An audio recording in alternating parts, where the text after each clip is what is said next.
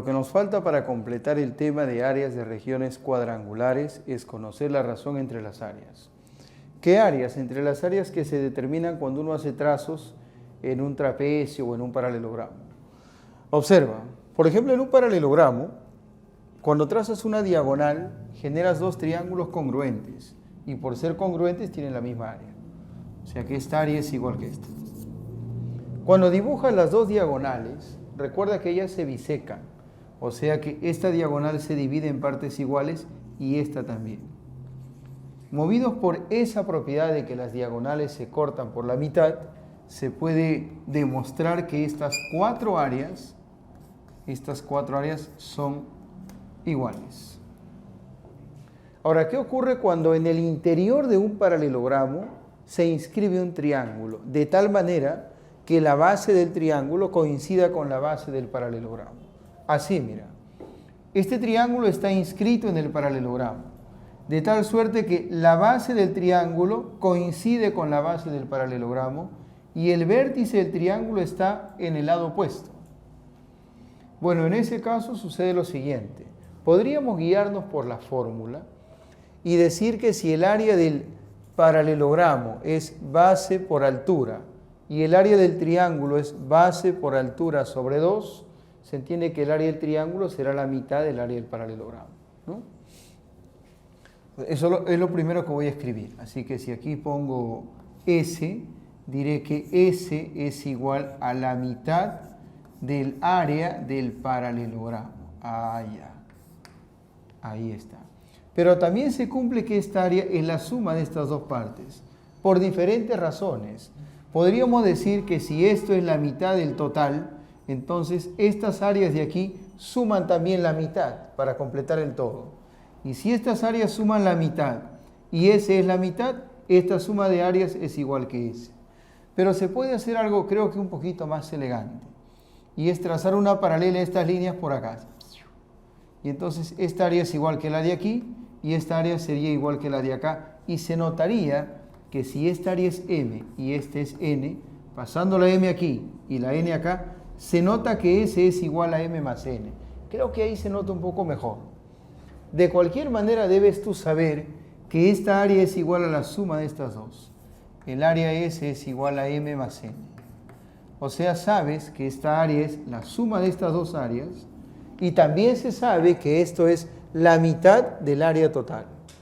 No lo vayas a olvidar. Ahora, ¿qué ocurre cuando se ubica un punto en el interior de un paralelogramo y se construye un triángulo hacia abajo y un triángulo hacia arriba? De aquí un triángulo hacia abajo, hacia este lado, y luego un triángulo hacia arriba, hacia el lado opuesto. ¿Qué ocurre con esos triángulos? Sucede que las áreas de estos triángulos nos dan como resultado, sumándose, la mitad del área de este paralelogramo. Y eso lo puedes comprobar trazando por aquí una línea así, paralela a las bases. Porque tendrías que aplicar esta propiedad dos veces. Ah, cierto, profesor. Esta área B sería la mitad de esta franja, de este paralelogramo, y el área A sería la mitad de esta franja. Entonces A más B es la mitad de todo, ¿no? Resulta que A más B es igual a la mitad del área del paralelogramo. Ajá, así estamos. Ahora me he ido hacia arriba, ¿no? Fíjate que aquí hay un paralelogramo también. Y no vayas a pensar que este dibujo es igual que este, no, hay una diferencia enorme. Y es que este punto está en el interior, en cualquier lugar del interior. En cambio, este punto se ha ubicado sobre la diagonal del paralelogramo. Y cuando ubicas un punto sobre la diagonal y lo unes con dos vértices opuestos, estas regiones de acá resultan que tienen la misma área. Y estas dos de aquí también tienen la misma área. Eso ocurre solo cuando el punto marcado está sobre una de las diagonales. ¿Está bien? Y ese punto se une con vértices opuestos. Se generan regiones equivalentes. Dos regiones son equivalentes cuando tienen la misma área, ¿sí?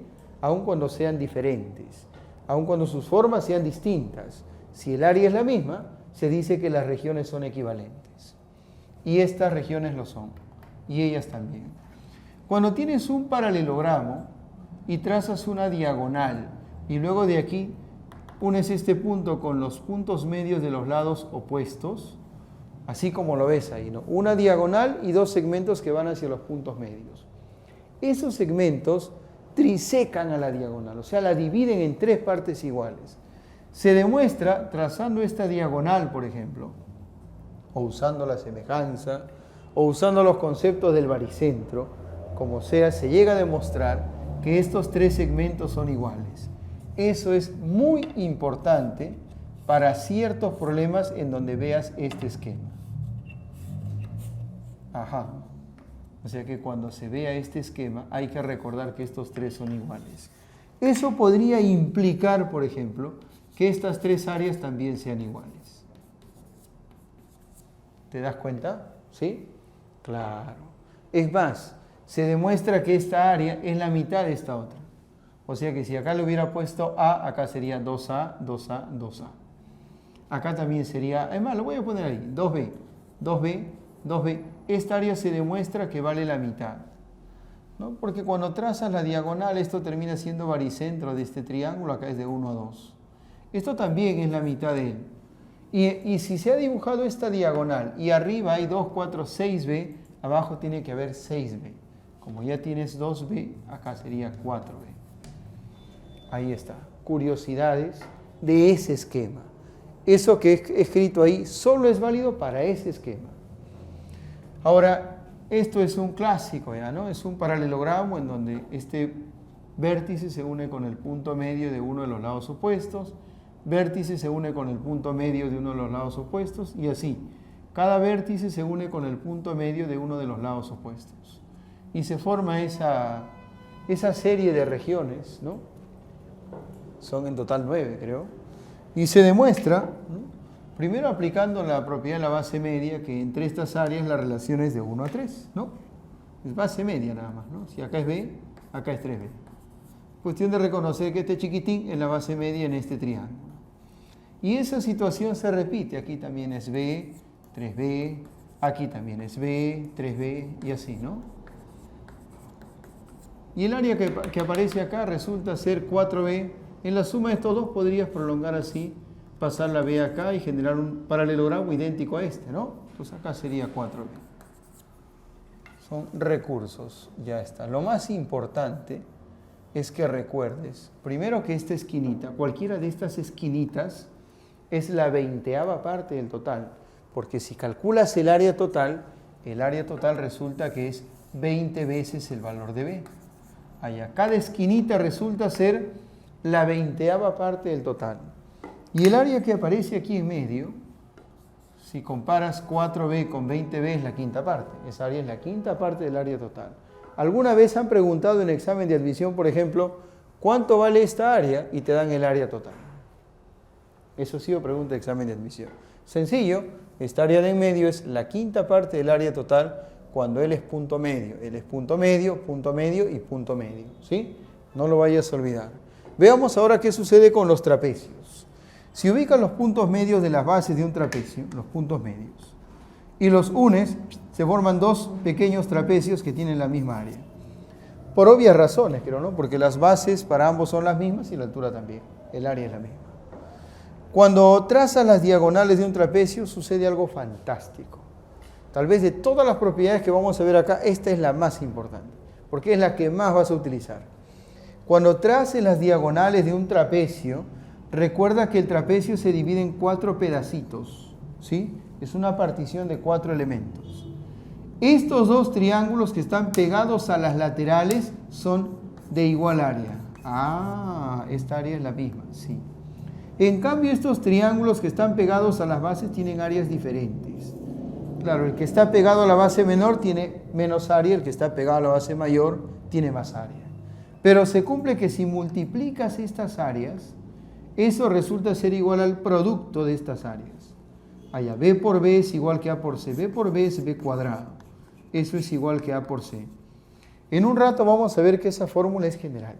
O sea, en cualquier cuadrilátero eso se puede hacer cuando se dibujan las diagonales. Pero en particular en el trapecio, como ellas son iguales, eso resulta muy útil. Porque si tienes estas dos áreas, por ejemplo, podrías hallar el valor de estas de acá. Incluso así completarías el área del trapecio, ¿no? Otra más. Yo creo que no tan importante como esta, ¿no? Tomando en cuenta la cantidad de veces que uno tiene que usar esta propiedad, esta es la más importante definitivamente, pero esta es curiosa y llama la atención.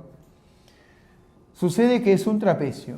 Se ha ubicado el punto medio en la lateral de la derecha y se ha unido ese punto medio con los vértices que están a la izquierda y se ha formado un triángulo. Y se demuestra que el área de ese triángulo es la suma de las áreas de estos triangulillos. O sea que si esta área es S y aquí es P y aquí el área es Q, el área S se demuestra que es P más Q. Sí. Y eso lo puedes demostrar tú prolongando esta línea así hacia abajo.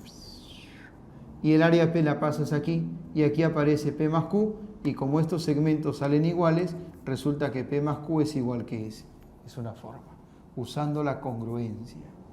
Profesor, y si me voy hacia arriba, igual la Q pasa arriba, P y Q se juntan y P más Q sale igual que S porque esos segmentos terminan siendo iguales. Y si el área S es P más Q, entonces el área S sería también la mitad del área del trapecio, ¿no? Claro, cierto.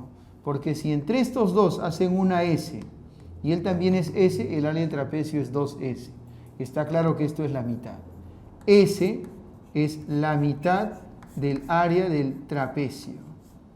Ajá, listo.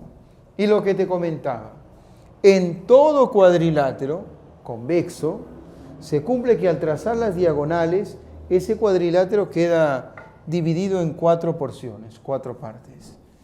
Y si les ponemos a esas 4 partes áreas A, B, C y D, se cumple que el producto de estas áreas de regiones opuestas es igual al producto de estas áreas de regiones que también son opuestas. Encuadramos eso y tenemos ahí nuestra última relación. Estamos preparados para resolver cualquier problema que tenga que ver con razón entre áreas.